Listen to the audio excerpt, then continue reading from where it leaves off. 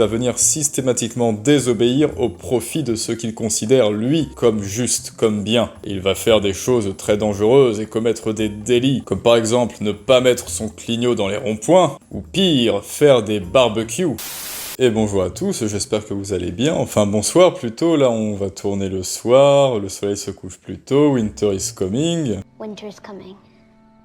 Et aujourd'hui on va parler du bad boy, du mauvais garçon, ce personnage qui a une place prépondérante dans notre société, dans l'imaginaire collectif de nous petits occidentaux. Un personnage directement lié à la sphère de la séduction, mais ne vous y trompez pas, on trouve des mauvais garçons depuis l'Antiquité. Et oui, déjà dans la Grèce antique, ce bad boy soulevait votre arrière-grand-mère. D'ailleurs, petite étude sociologique, si vous connaissez un bad boy, un mauvais garçon dans votre entourage, dites-le dans les commentaires et dites-moi surtout, décrivez-le, dites-moi à quoi il ressemble. Alors le bad boy, déjà, on va utiliser cet anglicisme par convention. C'est un assemblage de personnages, un assemblage de signes ancrés dans la culture populaire. On le reconnaît en premier lieu à son attachement à des signes vestimentaires stéréotypés. On a donc le poncif du brun ténébreux sur sa moto, qui a des tatouages, qui porte des bottines en cuir, un blouson en cuir, mais le sien il est noir. Il a une clope au bec et il vous regarde intensément. Mais outre cette apparence, outre cette façade archétypée, il y a le comportement du bad boy. Donc le bad boy a une attitude imprévisible, il joue le personnage du rebelle. Il va venir systématiquement défier l'autorité, il va venir systématiquement désobéir au profit de ce qu'il considère, lui, comme juste, comme bien. Il va faire des choses très dangereuses et commettre des délits, comme par exemple ne pas mettre son clignot dans les ronds-points, ne pas dire au revoir quand il quitte le supermarché,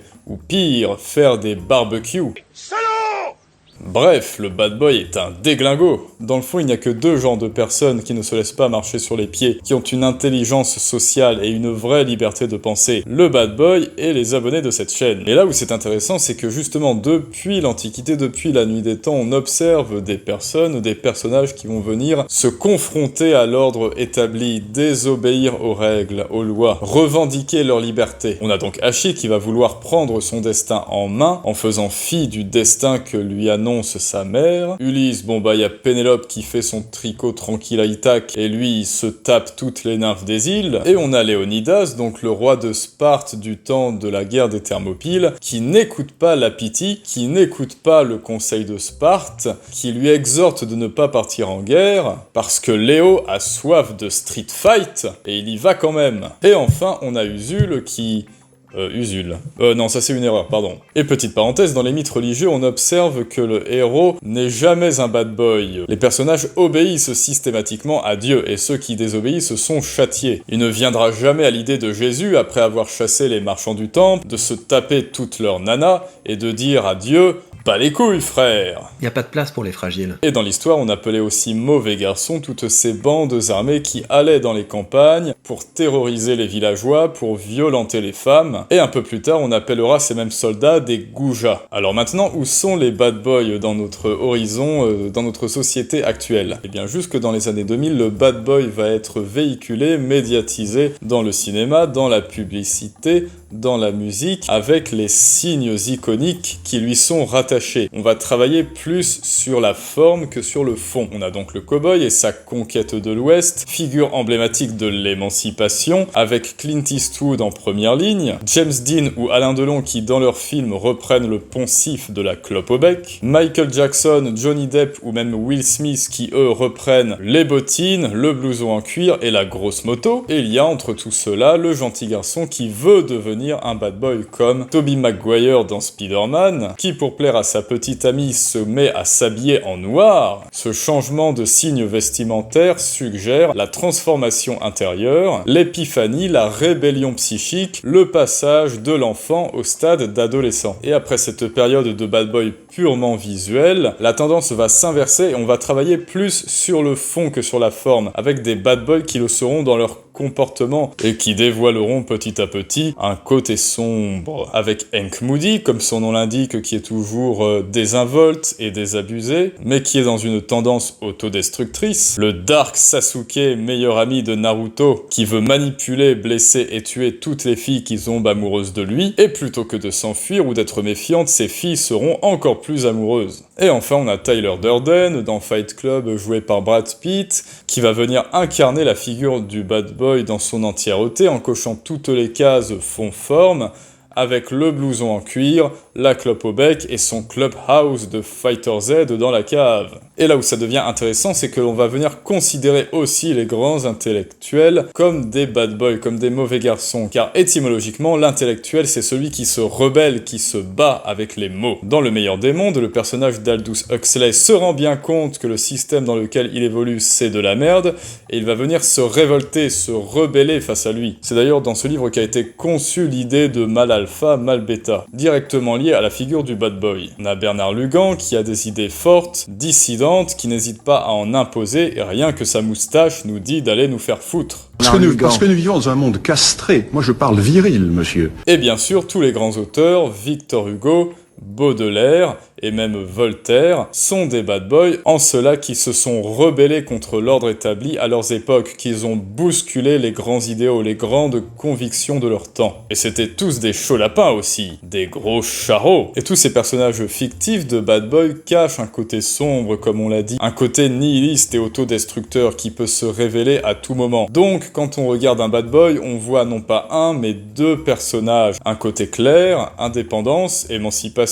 et un côté obscur, autodestruction, nihilisme. Et cette figure, que ce soit de manière fictive ou réelle, joue aussi un rôle prépondérant dans les relations. Le bad boy, c'est celui qui crée une attraction vers l'autre, vers la fille, car c'est celui qui désobéit à l'injonction de la femme princesse, la femme capricieuse, et qui refuse de se prosterner, qui refuse d'être inféodé. Il ne peut pas être asservi, sa petite amie n'a pas autorité sur lui, il lui échappe. Le bad boy, c'est celui qui dit non. Can I get your number? No? Oh. Contrairement au personnage du garçon gentil, du chevalier blanc, du serviteur, qui va dire toujours oui et qui va considérer sa petite amie comme une princesse Disney à combler 24 heures sur 24. Et le bad boy crée cette attraction parce que l'on est toujours attiré par ce que l'on ne possède pas, par ce qui nous échappe. Je tiens à dire que moi perso je n'aime pas du tout ça, je ne suis pas attirée par ce genre de gars. En plus du fait que sa petite amie va s'autoproclamer sauveuse, elle va vouloir le tirer de cette situation pour en faire un garçon gentil, pour le remettre sur le droit chemin. Et donc paradoxalement, dans ces relations, le bad boy c'est celui qui va créer la stabilité par l'instabilité. C'est celui qui va équilibrer les énergies, qui va instaurer le rapport de force, qui refuse d'être possédé, maîtrisé et d'avoir les couilles coupées. J'ai un compte OnlyFans où je poste des photos de moi en sous-vêtements. Si ça vous intéresse, je vous laisserai le lien dans la description. Et d'ailleurs, on ne compte plus sur YouTube tous ces tutos à l'adresse des jeunes hommes pour leur apprendre à être des bad boys, pour posséder ce fameux sésame de la personnalité qui leur ouvrirait enfin les portes de la béance originelle. Parce qu'aujourd'hui, je vais te donner 5 conseils pour devenir un bad boy. Alors suis ma méthode et tu verras. Toutes les meufs seront à toi.